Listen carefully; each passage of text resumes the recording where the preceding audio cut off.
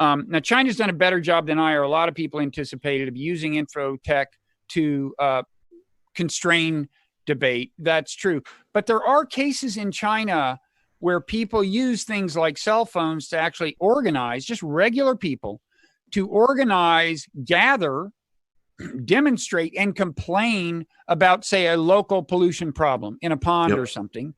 And their problems very often get addressed.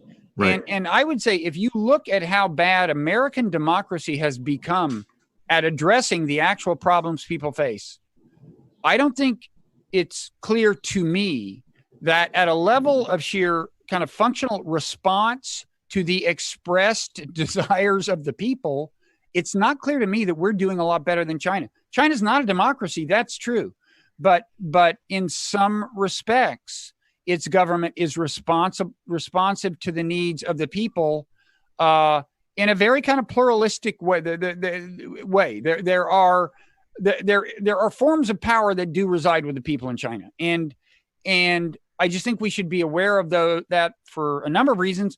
One of which is the kind of stark depiction of China as just relentlessly totalitarian is one of the things that helps get us in a new Cold War. And that has all kinds of, we've only scratched the surface of what kinds of problems I think that will bring. Well, let's get to that in the last 10 minutes or so. But I also want to just echo what you're saying with regards to that. There absolutely on certain areas is a lot of responsiveness by the Chinese government. And there is those sort of organic uprisings, which they allow, and not only allow, but respond to in specific contexts. There's also, and there's also extremely, extremely sophisticated public opinion polling that they use to gauge concerns on public health, on the environment, on all sorts of other issues, which they have deployed resources and policies to address. I mean, there's just no question about that. And also, there's also the question of like that they have, of course, there's no independent trade union movements. That is a real problem anywhere, in my opinion. But then there's also, is it as simple? And I used to say this kind of just the cliche that, it's just state capitalism. But then you actually start to look, to the extent we can look at all, at the nature of their enterprises. And at the very least, there's other social indicators being incorporated into how they're planning and developing things that would not just meld with a kind of like, that isn't like Kyrgyzstan or something where it's like, okay, the party bosses get a job. No, there is actual worker input. There is development of different types of response systems, and that probably overlap. They claim that that's actually part of the reason that they're doing so well on green technology. So there are these things we have to incorporate, not because we agree with all of them or accept them uncritically, but because this is, it reminds me of Iran. I mean, Iran is just a much more dynamic, complicated place than is presented. It doesn't mean that we want that system or it's something to valorize, but the way we talk about it just ain't so. No, people need to be aware that there are certain countries where, just our view of what's really going on there is tends to be systematically distorted in compliance with the interests of powerful people who want them distorted. I mean, and it can be a pretty pervasive thing. I find it very hard to get information about China that I consider reliable and just get to the bottom of questions like this quote cover up, the lack of transparency, which to some extent did exist, at least as a lack of transparency. Like what exactly happened? It's still not clear to me, partly because it's hard to get reliable information. Just quickly on the point, this kind of touches on one thing you were saying. The one time I went to China about 10 years ago, I was it was a big psychology conference. I gave a talk actually about Buddhism, but the overall theme of the conference was positive psychology. And one thing, you could tell that Chinese officials and academics and everybody was interested in at that point was the idea that the sources of human happiness go beyond the material, because they were already starting to see a thing where, okay, former peasants move to the city, they work like hell, they amass some goods, that doesn't necessarily bring happiness.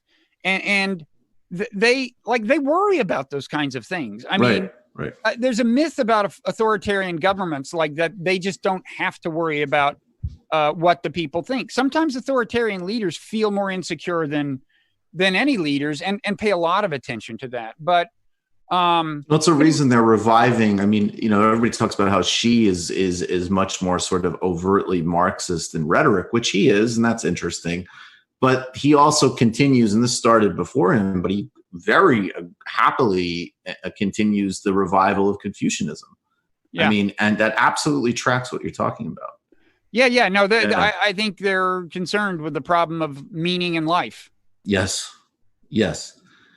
There's an amazing ad actually that this I forget what agency did, but it's this it was a car commercial that ran in China, and it starts with a visual of a guy, in I don't know what time period, but a couple of decades ago in a village, running with his kid, on his back through a rainstorm, across some fields. I think to get him to a doctor or something, but it's not easy living is the point of the ad. Mm-hmm. And then it tracks forward, and the son is, happily grown and looking healthy, and he's driving his dad, who saved him as a farmer, I think in a nice new Mercedes or something. Yeah. And that's the sort of, that they're like, this is the story we're trying to tell about the modern China. That's Confucian. Filial piety. Right. It's that great synthesis of the consumer breakthrough with the continuity of obligation and honoring the family, which is really interesting. So what are the dangers of a new Cold War type environment, and how can we still, I guess not only think non-zero, but what is the, what is the handy framework that we could get out into the mainstream political discourse so it doesn't devolve as rapidly as it seems like it's devolving? That's a tough challenge. I mean, in terms of cost of a Cold War, first of all the urgent global problems, some of which I mentioned, that I think really critically need addressing. I mean, a pandemic is one, right? There will be more pandemics. And if we're not on speaking terms with China, it's just going to be worse next time. But anyway, there's that. There's the threat of it turning into a hot war. And then there's the way when you're in a Cold War that can be used by authorities to constrain your liberties, all of these issues involving digital technology and how much should be personal information of ours should be up in the cloud, in principle accessible to the government. To the extent that we feel hostility needlessly and antagonism toward great supposedly menacing powers, we're going to settle for a worse deal on those fronts. So there's a lot of reasons not to want this. And look, I really don't think I have a romantic view of China. They are a great power with, in some sense, expansive tendencies. It's certainly not clear to me, though, that they're like crazy. That I would worry about if they were just bent on headlong the acquisition of more and more countries. There are flashpoints to worry about, especially Taiwan, but they don't plan to invade Japan. I mean, let's keep this in perspective. And what they've shown is,